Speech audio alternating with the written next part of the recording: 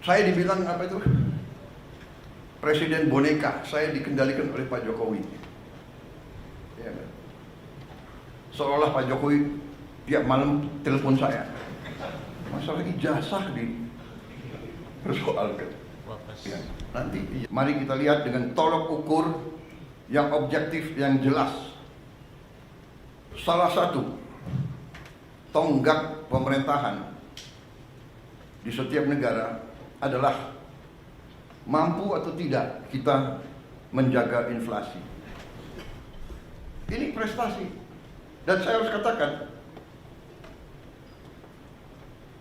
jujur ini, bukan karena Mas Gibran ada di sebelah saya, bukan. Ini objektif. Ini salah satu hasil daripada kepemimpinan dan manajemen Pak Jokowi. Mungkin pengalaman beliau sebagai wali kota membuat beliau ngerti bagaimana memanage inflasi.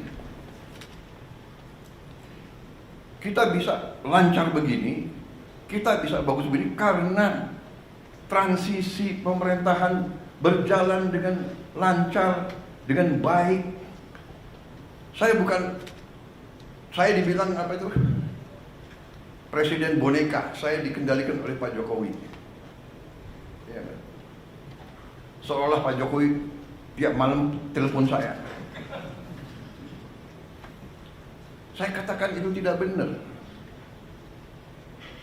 Bahwa kita konsultasi, iya, itu seorang pemimpin yang bijak, yang konsultasi, minta pendapat, minta saran.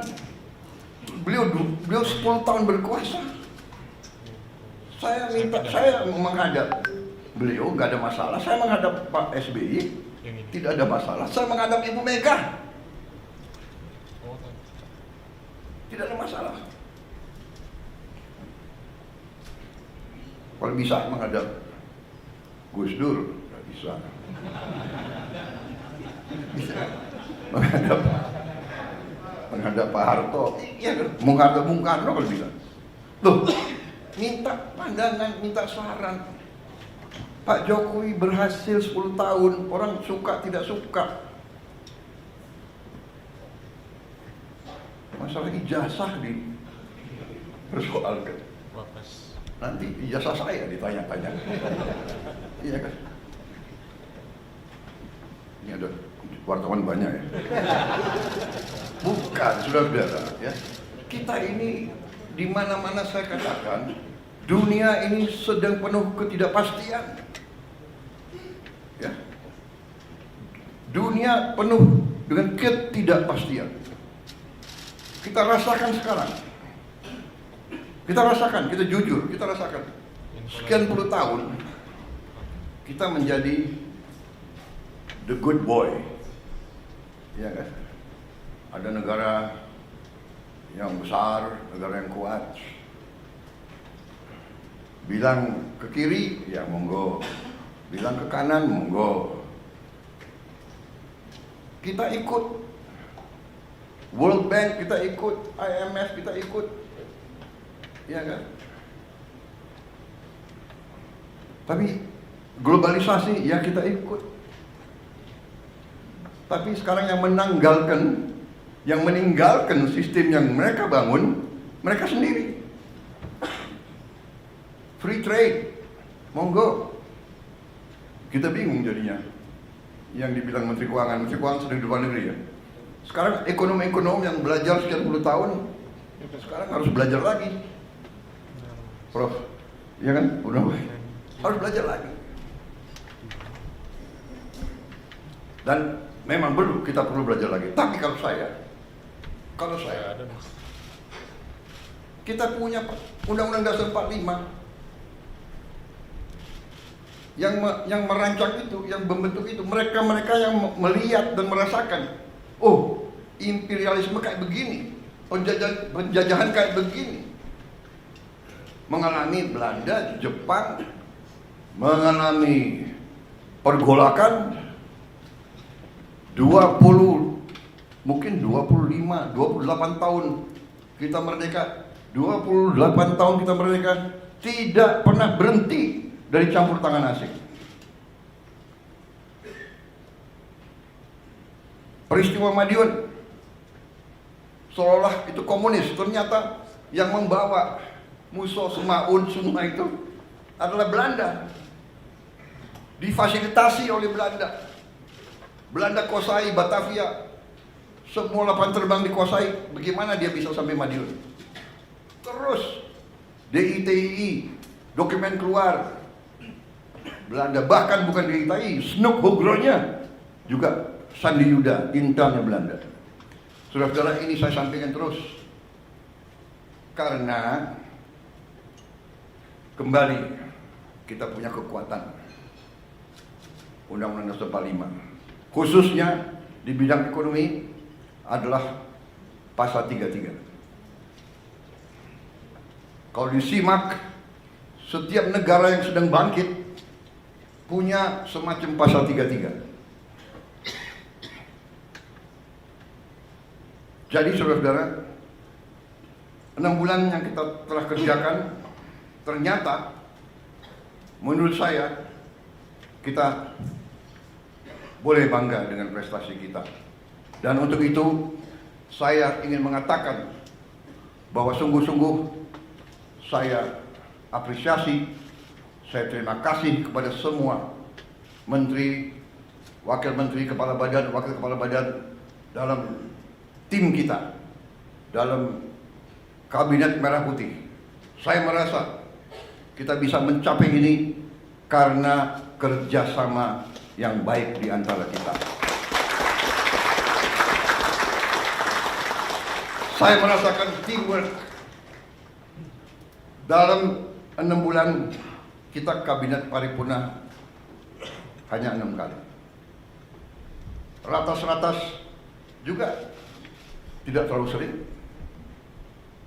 Saya paham sebagian dari Anda mungkin ketemu saya tidak sering yang kita inginkan. Tetapi hasil kita, hasil diskusi kita, hasil keputusan kita terwujud, terlaksana, dan dirasakan oleh rakyat Indonesia. Saudara-saudara, apa yang ingin saya sampaikan? Mari kita lihat dengan tolok ukur yang objektif, yang jelas. Salah satu tonggak pemerintahan di setiap negara adalah mampu atau tidak kita menjaga inflasi.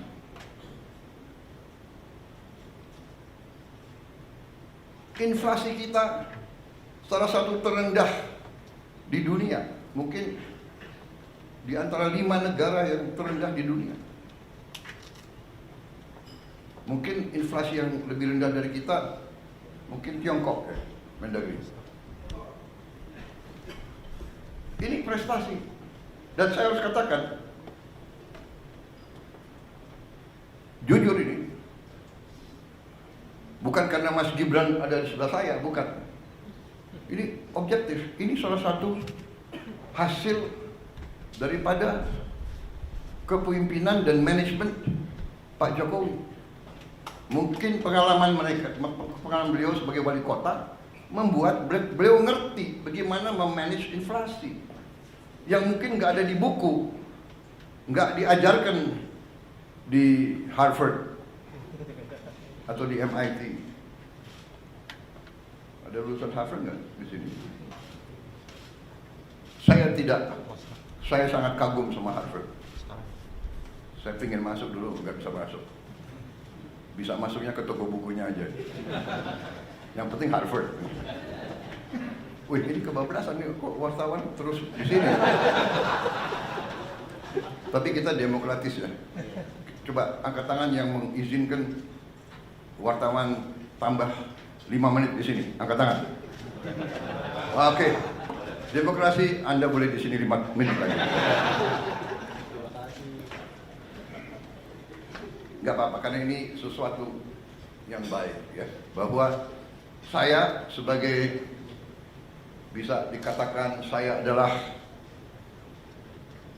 di sini apa ya, sebagai manajer tim ya. Loh, kalau tim saya berhasil ya saya harus muji dong. Benar nggak? Nggak apa-apa. Saya merasa teamwork kita bagus. Saya merasa garis yang kita tentukan terwujud di lapangan. Inflasi terwujud. Banyak negara mau belajar bagaimana mengendalikan inflasi dari kita. Mendagri gak usah diceritain deh. Iya dong. Apa itu? Rahasia dapur jangan dibuka semua. Kecuali kawan. Kalau kawan mau belajar boleh. Saudara-saudara, yang kedua, tolok ukur yang bisa dirasakan, yang saya rasakan juga. Saya rasakan karena saya sudah lama jadi orang Indonesia. Dan saya waktu anak kecil, orang tua saya Menteri Perdagangan. Jadi saya lihat bagaimana setiap lebaran, setiap akhir tahun, orang tua saya tegang. Pak Mitro hitung, kumpulin setiap item, dicek. Sampai Pak Mitro pernah di Tanjung Priok, di dermaga nungguin kapal. Pemerintah waktu itu mau intervensi karena krisis pangan, harga-harga juga menjulang, sehingga pemerintah intervensi. Pemerintah bertindak menjamin di hari-hari kritis bahan-bahan tersedia. Dan sekarang pemerintah yang saya pimpin, saudara-saudara, berhasil menjaga stabilitas harga pangan di saat-saat yang selalu harga pangan kurang bisa dikendalikan. Akhir tahun, Natal, akhir tahun, dan Lebaran. Alhamdulillah, akhir tahun, Natal, dan Lebaran tahun ini, di masa pemerintahan kita, harga-harga aman, stok pangan tersedia. Ini pekerjaan saudara-saudara sekalian. Yang di lapangan kalian, yang ngecek harga kalian,